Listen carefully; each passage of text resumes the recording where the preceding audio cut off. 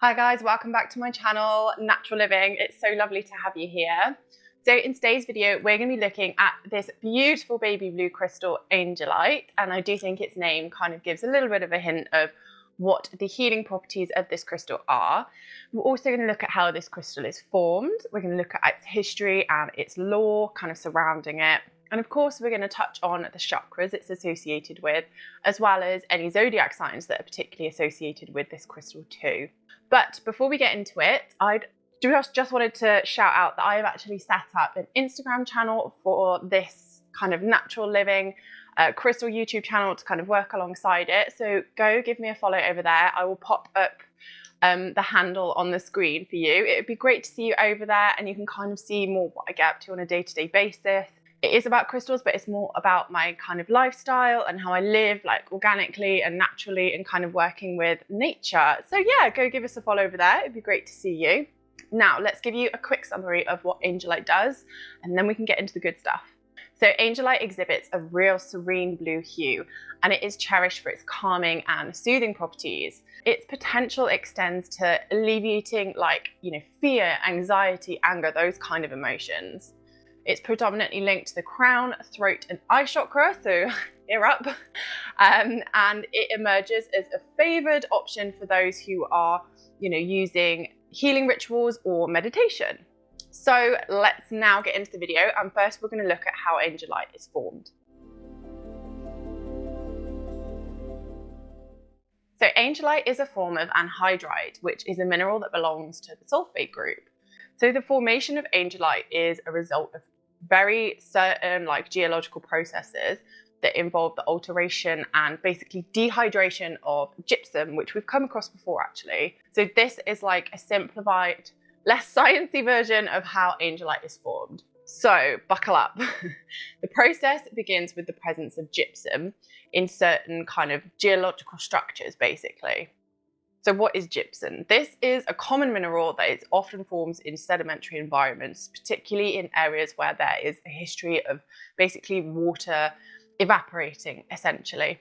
And this dissolves like calcium and sulfate ions. So over time, this gypsum crystal comes into contact with water.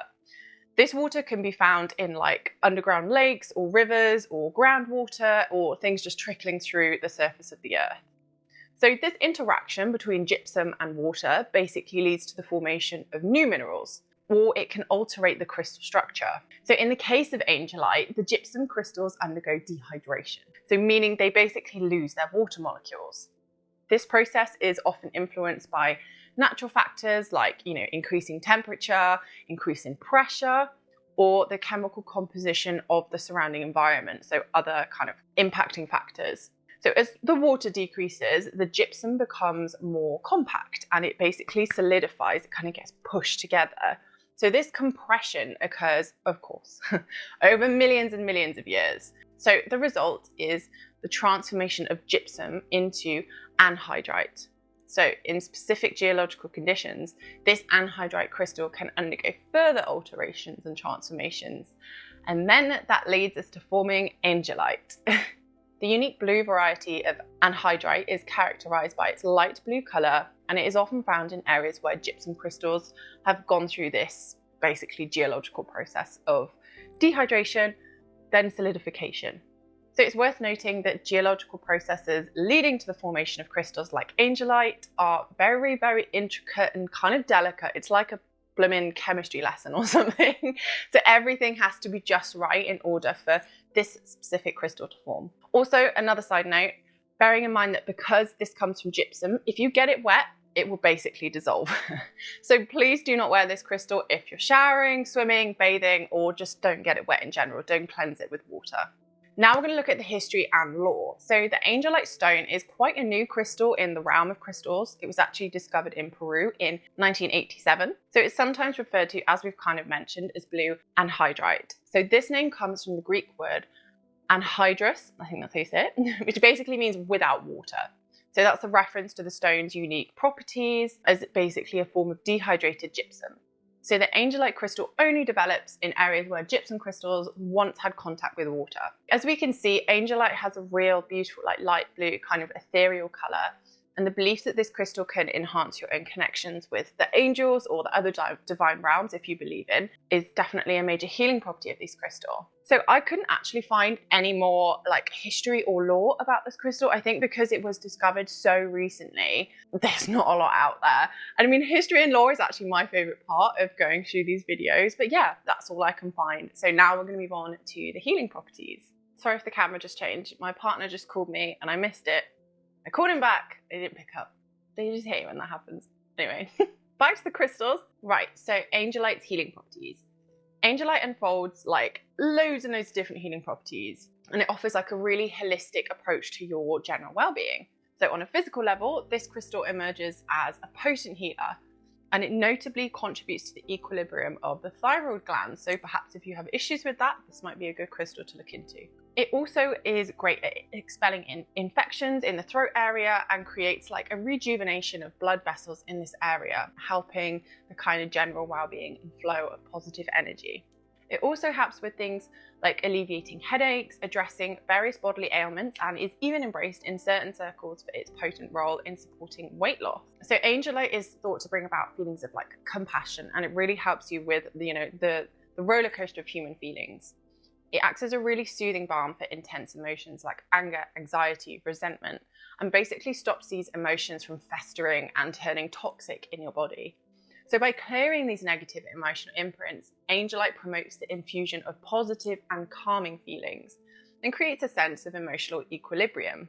One of Angelite's distinctive contributions lies in its ability to evoke a profound sense of surrender. So this means that it encourages individuals to release negative emotions. It's not like a negative surrender. It's like a kind of giving up all of this like kind of pent up negative energy that you may have like built up inside you and bottled up.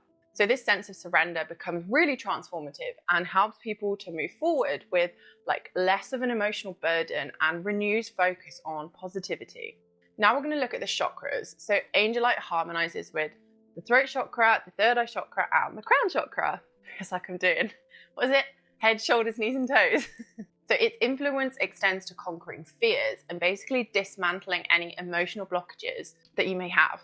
If you're either looking to forgive yourself or other people, then Angelite magnifies this attribute basically and attracts this transformative, positive energy into your surroundings.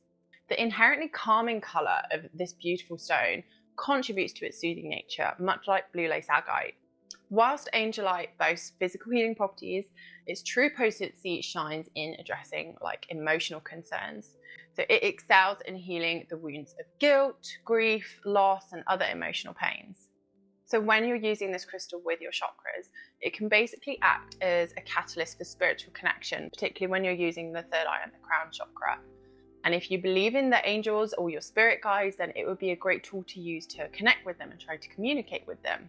It creates like a real connection with the celestial realm or the other realm. So it's a really good tool to use if perhaps you're meditating, for example.